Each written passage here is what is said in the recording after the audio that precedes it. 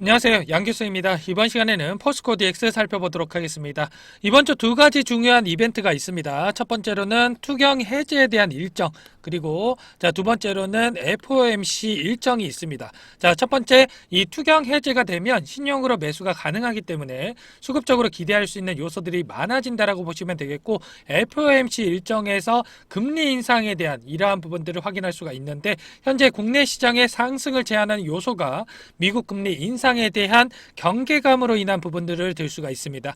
이렇게 됐을 때 불확실성이 해소가 되었을 때 시장 전반적으로 상승하는 분위기로 전환될 수 있다라는 점을 말씀을 드려보면서, 잠시 쉬어가는 이러한 움직임이 나타나고 있지만 충분히 하반기에 우리가 기대하는 정고점을 넘어서면서 10만원 이상의 주가 상승을 나타낼 수 있는 종목이 포스코 DX다라는 점을 말씀을 드려보면서, 오늘은 여러분들께 왜 10만원 이상 상승할 수밖에 없는지, 우리가 기대할 수 있는 수급적인 요인들, 그리고 재료들에 대해서 상세하게 풀어드리는 시간 가져보도록 하겠습니다.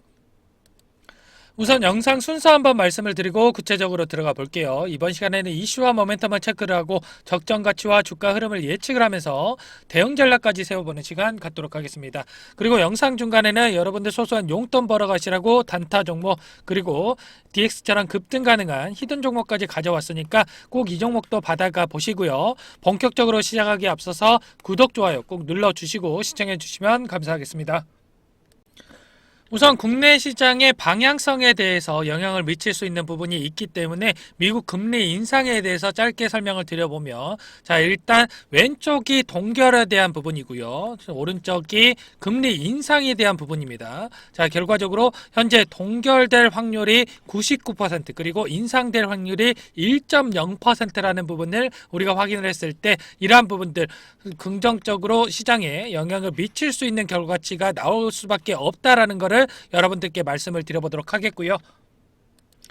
향후에 이 금리 동결이 아니라 금리 인하까지 진행이 된다고 했을 때 다시 한번 주가 상승이 나타나면서 시장 코스피라든지 코스닥 지수 자체가 계속해서 상승할 수 있는 분위기가 만들어질 수 있다는 거 여러분께 우선적으로 말씀을 드려봅니다. 포스코 DX의 기술적인 부분을 우리가 살펴봤을 때 어떻습니까? 지금 방금 전에 말씀을 드렸다시피 FOMC 일정, 그리고 투자 경고 해지에 대한 일정이 대기 중에 있기 때문에 당분간 이번 주까지는 이렇게 박스권 안에서 상승과 하락을 반복하는 이러한 움직임이 나타날 수 있다라는 점을 말씀을 드려보면서, 이러한 일정이 마무리가 됐을 때 이 박스권을 돌파하면서 6만원 이상의 이러한 주가 흐름이 나타날 수 있다라는 부분을 말씀을 드려봅니다. 아시겠죠?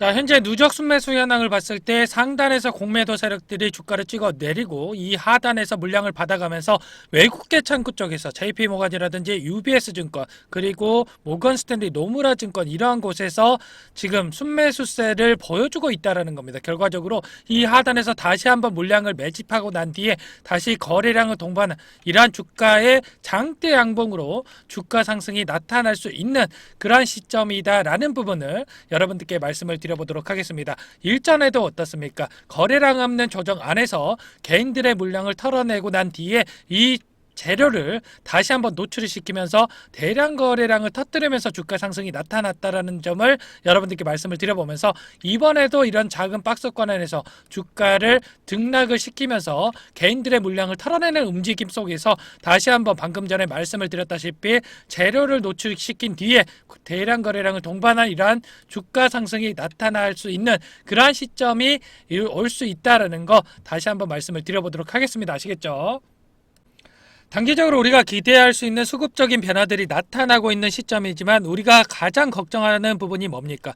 이 공매도 세력에 의해서 주가가 핸들링되는 이러한 부분들이 가장 큰 걱정일 겁니다. 그렇다고 했을 때 우리가 이 공매도 세력들이 공매도를 칠 수 없는 그러한 상황이 된다고 했을 때 어떻습니까? 당연히 주가 상승으로 이어질 수밖에 없다라는 부분을 말씀을 드려보도록 하겠고요. 이러한 이 공매도가 금지되는 기간이 있기 때문에 이러한 부분들 빠르게 여러분들께 다시 한번 설명을 드려보도록 하겠습니다. 아시겠죠? 우선 결론부터 여러분들께 말씀을 드려보면 코스피 이전 상장한 이후에 3월 15일까지 코스피가 금지되는 기간이 생길 수가 있다라는 부분 여러분들께 말씀을 드려보면서 코스피 이전 상장 일정에 대해서 설명을 드리면서 왜 이러한 금지 기간이 생길 수가 있는지 말씀을 드려보도록 하겠습니다. 자, 코스피 이전 상장 일정, 자, 10월 5일날 주주총회 소집을 앞두고 있고 코스피 이전 상장에 대한 승인 절차가 이루어질 겁니다. 그리고 나서 10월 5일날 바로 코스피 상장 예비 심사 청구를 한다라고 했을 때 영업일수 45일 동안 심사 기간을 거쳐서 12월 8일날 이렇게 코스피 이전 상장이 될 수가 있다라는 부분을 말씀을 드려보도록 하겠고요. 자, 그런데 여기서 패스트 트랙이라는 이 조건이 또 있습니다. 자, 여기에 이 조건을 충족을 했을 때 20영업일로 심사 기간이 단축이 될 수가 있다라는 거고, 이렇게 되면 11월 17일날 코스피 상장 승인 절차가 이뤄질 가능성이 있다라는 겁니다. 물론 11월 17일 날 코스피 이전 상장이 된다라고 하더라도 바로 코스피 200 지수에 편입이 되는 건 아닙니다. 자, 그렇지만 이 특례 편입 제도라는 게 또 있어가지고, 자, 11월 22일 이전에 승인이 됐을 때, 그리고 이후에 승인이 됐을 때 코스피 200 지수에 편입이 될 수 있는 일정이 달라질 수가 있다라는 겁니다. 자, 코스피 재상장 이후에 15거래일 동안 일평균 시가총액 50일 경우에 특례 편입 심사를 또 받을 수가 있다라는 부분이 있고, 시가총액 현재 52가 LG생활건강인데 7.3조 원, 그리고 포스코 DX가 시가총액이 8.4조 원이기 때문에 특례 편입 가능성이 매우 높은 그러한 부분들이 있다라는 부분 말씀을 드려보면서 11월 22일 이전에 승인이 됐을 때 정기 변경일 이 14일 날 특례 편입이 가능하다라는 부분, 코스피 200 지수의 특례 편입이 되겠죠. 자, 그런데 11월 22일 이후에 승인이 됐을 때 어떻습니까?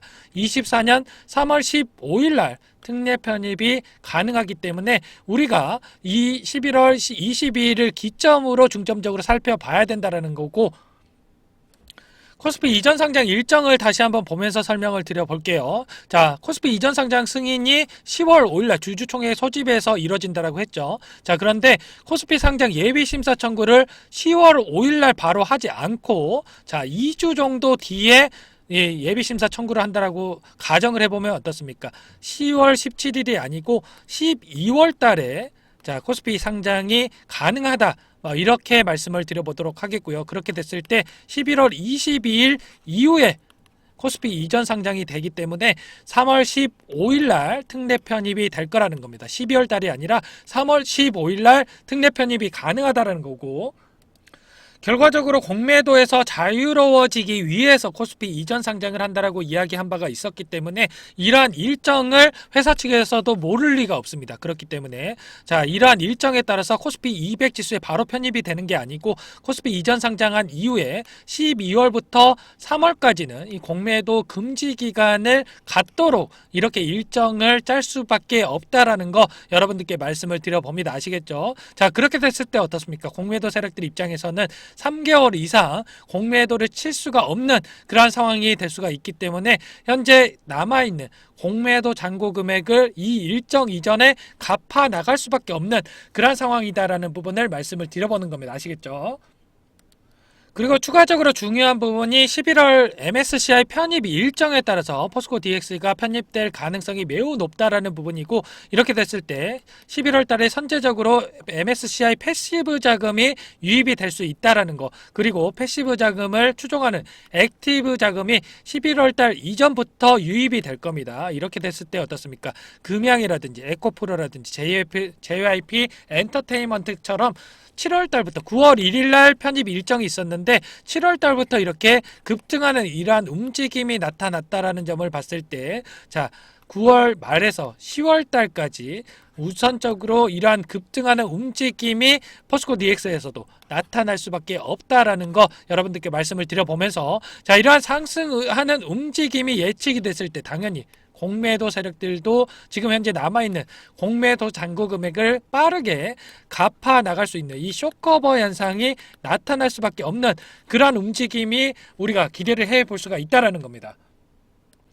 자, 그리고 수급적인 요인들뿐만 아니라 우리가 하반기에 기대할 수 있는 수주 공시에 대한 부분들도 너무나 많이 남아 있습니다. 자, 포스코 퓨처엠에서 최근에 얼티엠캠 이 캐나다 공장에 신설을 한 바가 있는데 여기에다가 지금 포스코 DX에서 수주에 대한 부분이 이 기사화가 된 부분이 있었습니다. 제가 일전에 영상에서 계속해서 이 내용에 대해서 말씀을 드렸었는데 뒤늦게 기사화가 되면서 주가 상승으로 포스코 그룹주 전체적으로 상승하는 이러한 움직임이 있었다라는 부분 말씀을 드려보면서 하반기에 이러한 수주 공시가 계속해서 나타난다라고 했을 때 주가 상승이 이뤄질 수밖에 없는 그러한 부분들이 있다라는 겁니다. 자, 포스코 퓨처엠에서 광양 4.5만 톤 규모의 전구체 공장에 대한 건설이 대기 중에 있고요. 1.2조 규모의 포항에다가 니켈 정제 전구체 사업을 또 검토 중에 있다라는 거, 그리고 유럽 공장 신설에 대해서도 검토 중에 있는 부분이 있고요. 포스코 엠텍도 전기 강판에 대해서 광양 공장 증설에 대한 부분, 북미 공장을